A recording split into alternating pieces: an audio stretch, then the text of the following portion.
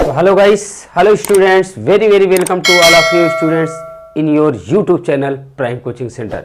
तो चलिए स्टूडेंट्स, आज हम लोग चैप्टर नंबर 13 के एक्सरसाइज 13.3 स्टार्ट करेंगे और इस एक्सरसाइज में बने रहिए, वीडियो को स्टार्टिंग से लास्ट तक देखिए, बहुत इजी से आपको मैं समझाने वाला हूं। तो स्टूडेंट्स, इसमें हम लोग पढ़ेंगे आज conversion of solid from one shape to another.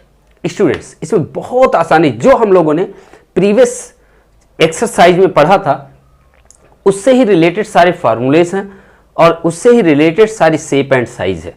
हम इसमें क्या करेंगे, आपको बहुत, जैसे ये डस्टर है, डस्टर को अगर हमने मेल्ट कर लिया, क्यूबाइड है, अगर इसको मेल्ट करके पिघलाकर हमने एक दूसरी शेप साइज में कन्वर्ट कर दिया, मीन्स बना लेते हैं हम एक कोन बना लिया, तो इसका मतलब ये है कि वन टाइप्स की बॉडी एक टाइप्स से दूसरे टाइप्स में कन्वर्ट हो जा रही, मेल्ट होके उसको हम रिकास्ट कर रहे हैं, उसे दोबारा हम शेप और साइज दे रहे हैं। तो इसे बोलते हैं conversion of solid from one shape to another. जैसे स्टूडेंट्स, हमारे पास मान लीजिए, पहले 2 मिनट हम लोग समझ लेते फिर क्वेश्चन की तरफ चलते।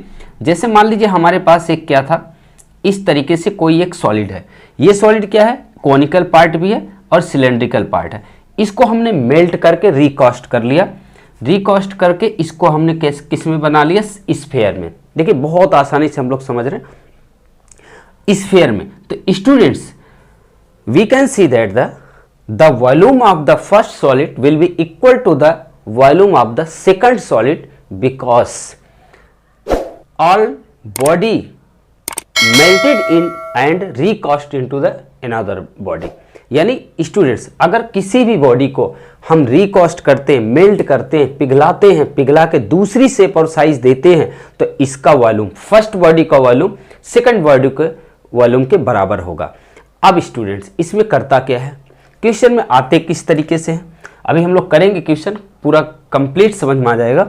तो इसकी सब कुछ दिया होता, मान लीजिए इसकी रेडियस नहीं दिया है, तो ये कहा जाता है कि इसके जो इस सॉलिड का सब कुछ दिया है, इसके वॉल्यूम को, मीन्स इसको रिकास्ट करके इसको मेल्ट करके एक स्फीयर बना लिया जाता है, तो उसकी रेडियस क्या होगी, तो मीन्स इसका वॉल्यूम इसके वॉल्यूम के बराबर होगा। मीन्स आपका पाई अपार जो ये कोन का है वॉल्यूम क्या होगा, 1/3 पाई आर स्क्वायर एच प्लस ये हमारा सिलेंड्रिकल का क्या होगा, पाई आर स्क्वायर एच 2 कर लीजिए, यहाँ H1 कर लीजिए, वॉल्यूम होगा 4/3 पाई आर क्यूब के। मान लीजिए यहाँ पे इसको कैपिटल आर कर लीजिए, कैपिटल आर। तो इसके वॉल्यूम, इसकी जो वैल्यूज़ दी होंगी वो पुट कर देंगे, इसकी वैल्यूज़ आपको पाई की वैल्यू रख देना, जो आपको सॉल्व करने पाएगा वह आपकी आर की वैल्यूज़ फाइंड हो जाएगी। तो चलिए स्टूडेंट्स, इसी तरीके से हम लोग क्वेश्चन करते हैं। पहला तो आपके समझ में आ जाएगा। देखिए जो हमारा फर्स्ट क्वेश्चन है स्टूडेंट्स, देखिए दिया है, तो हम फर्स्ट क्वेश्चन में हमारे दिया हुआ है, a metallic sphere of radius 4.2 centimetre is melt and recast into the shape of the cylinder of the radius 6 centimetre, find the height of the cylinder. यानी स्टूडेंट्स, इसमें देखिए बहुत आसानी से हम लोग समझ सकते हैं। इसमें क्या दिया है कि एक मेटेलिक स्फीयर है, मेटेलिक स्फीयर की रेडियस क्या है, 4.2 सेंटीमीटर। ये मेटेलिक स्फीयर है, इसकी रेडियस दिया है 4.2 सेंटीमीटर। स्टूडेंट, अब इसके बाद रेडियस ऑफ सिलेंडर, ये सिलेंडर की रेडियस कितना दिया है, देखिए रेडियस ऑफ जो मेटेलिक स्फीयर है 4.2 सेंटीमीटर है, रेडियस ऑफ सिलेंडर की जो है 6 सेंटीमीटर है, तो हाइट ऑफ सिलेंडर निकालना है। मीन्स इसका 4.2 और इसका 6 सेंटीमीटर, इसकी हाइट को मान लीजिए h, ये फाइंड करना है।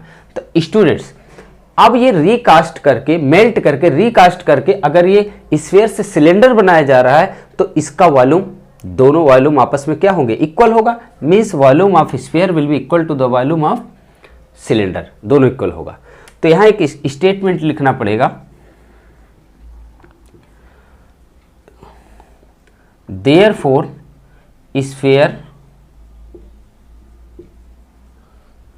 recast after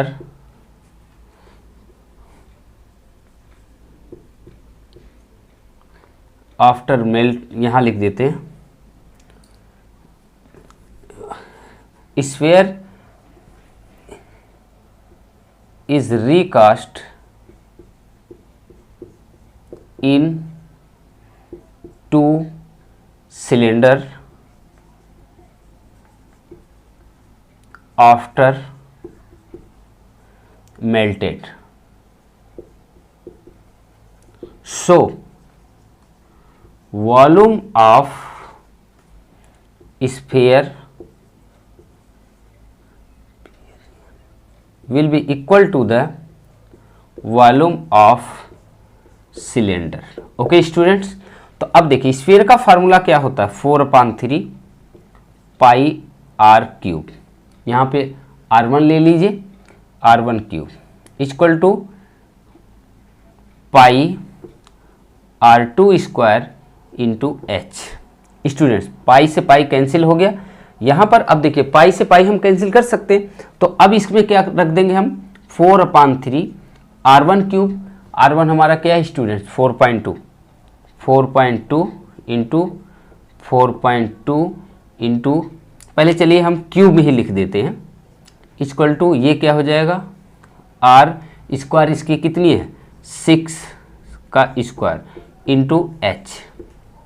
ओके स्टूडेंट, अब जरा यहाँ पे देखिए ये क्या हो जाएगा, यहाँ स्टूडेंट्स अगर हम देखें तो ये हो जाएगा 4/3 into 4.2 into 4.2 equal to h, लेकिन ये जो 6 होगा नीचे आ जाएगा,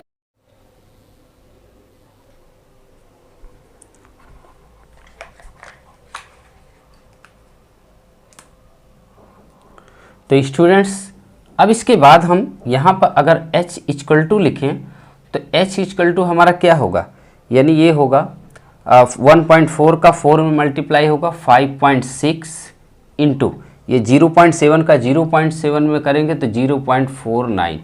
अब इनका अगर हम मल्टीप्लाई करते हैं तो 2.74 क्या आएगा सेंटीमीटर। आप मल्टीप्लाई करके देख लेना, हमने करके देख रखा इसलिए मुझे पता है, ये आपका फाइनल आंसर हो गया। तो स्टूडेंट देखा आपने कितने अच्छे से हम लोगों ने कितने इजी मेथड से हमने क्वेश्चन सॉल्व कर लिया। चलिए इसी तरीके से क्वेश्चन नंबर हम सेकंड स्टार्ट करते हैं। देखिए सेकंड क्वेश्चन में क्या दिया हुआ है, सेकंड क्वेश्चन में students metallic spheres of radii, हम लोग क्वेश्चन जरा ध्यान से पढ़ते हैं। Metallic spheres of radii 6 centimetre 8 centimetre and 10 centimetre respectively are melted to form a single solid sphere. Find the radius of the resulting sphere. तो students देखिए यहाँ पे थोड़ा सा हमें क्या दिया है, 3 स्फीयर्स दिए हुए हैं आपको, फर्स्ट सेकंड थर्ड, सबकी रेडियस दिया 6 8 10 सेंटीमीटर। अब स्टूडेंट्स इन तीनों को मेल्ट करके रिकास्ट किया जाता है एक बड़े किसमें स्फीयर में। तो आपको बड़े वाले स्फीयर की रेडियस फाइंड आउट करना है, तो बहुत इजी है, आप लोग कर सकते हैं। तो देखिए कैसे करते हैं, हमने लिख लिया radius of first metallic sphere 6, second का 8 सेंटीमीटर, थर्ड का 10 सेंटीमीटर। बहुत इजी से एक ही कंसेप्ट आपको लगाना है कि इन तीनों को वॉल्यूम निकालना है, तीनों वॉल्यूम को प्लस करना है, प्लस करने के बाद इसके वॉल्यूम के इक्वल रख देना है, तो जो मेल्ट करने के बाद इसका वॉल्यूम होगा उस स्फीयर के वॉल्यूम के बराबर होगा। क्यों? क्योंकि वो रिकास्ट किया जा रहा है, मेल्ट कर पिघला के दोनों को मिला दिया गया, मिला के फिर ये बनाया गया। तो चलिए स्टूडेंट्स हम इसे सॉल्व करते हैं। एक स्टेटमेंट आपको जैसे पहले अभी लिखते आए वैसे इसमें भी लिखना है, therefore all smaller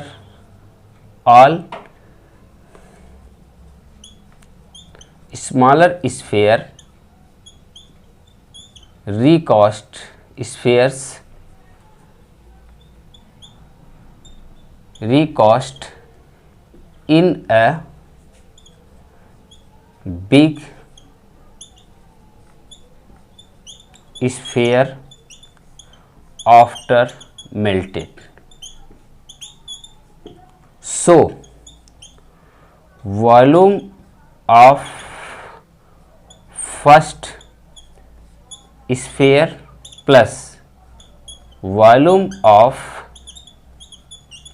second sphere plus volume of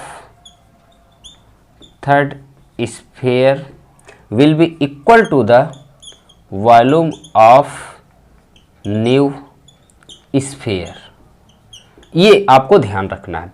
अब स्टूडेंट्स इसका फार्मूला सबका लिख लीजिए, 4/3 पाई r1 क्यूब प्लस 4/3 पाई r2 का क्यूब प्लस 4/3 पाई r3 का क्यूब इक्वल टू 4/3 जो आपका स्फीयर का वॉल्यूम का फार्मूला होता है उसे हमने यूज कर लिया, ये कैपिटल आर रख दिया, मीन्स ये कैपिटल आर हमने बड़े वाले स्फीयर की रेडियस कैपिटल आर मान लिया। तो स्टूडेंट्स सबसे पहले ऐसे क्वेश्चंस में जो कॉमन है उनसे कॉमन ले लीजिए। तो यहाँ देखिए जो कॉमन है इस सबसे में अगर हम कॉमन लें तो 4/3 पाई कॉमन हो गया। तो यहाँ क्या बचेगा, r1 cube r2 cube plus r3 cube, यहाँ बचेगा 4/3 पाई कैपिटल आर क्यूब। तो स्टूडेंट्स ये और ये सारा कैंसिल हो गया। अब इनकी वैल्यू रख दीजिए, 6 का क्यूब 8 का क्यूब प्लस 10 का क्यूब और ये आपका आर क्यूब निकालना है। स्टूडेंट्स ये 36, ये 512 plus 1000 equal to r cube. तो स्टूडेंट्स ये आएगा आर क्यूब इक्वल टू 17,200 यानी 1728 1728 आएगा। अब स्टूडेंट्स अगर इसका हम क्यूब रूट निकालें, मैं यहाँ कर देता हूँ इसको, अगर हम क्यूब रूट निकालें इसका तो यहाँ पर इस तरीके से क्यूब रूट निकालिए 1728 का। तो स्टूडेंट्स ये आएगा 12 × 12 × 12, आप निकाल के देख लेना, मुझे पता है इसलिए मैंने निकाल दिया। तो यानी स्टूडेंट्स जो कैपिटल आर आएगी, तो जो कैपिटल आर आने वाला है यानी आर इक्वल टू आएगा क्या, आर इक्वल टू 12 सेंटीमीटर। ये आपका आंसर हो गया फाइनल। तो student please note down this solution. तो ये था स्टूडेंट्स आपका क्वेश्चन नंबर 2, और अच्छा लगा तो कमेंट्स जरूर करिएगा। सब्सक्राइब अगर अभी तक नहीं किए हैं चैनल को तो प्लीज़ सब्सक्राइब कर लीजिए, और चैनल को सब्सक्राइब करने के बाद वीडियो को लाइक कर दें। और अभी तक आप लोगों ने वीडियो को लाइक नहीं किया तो प्लीज़ लाइक कर दीजिए। तो चलिए मिलते हैं नेक्स्ट वीडियो में। Thank you so much for watching this video. अपना बहुत ख्याल रखिएगा। जय हिंद, जय भारत।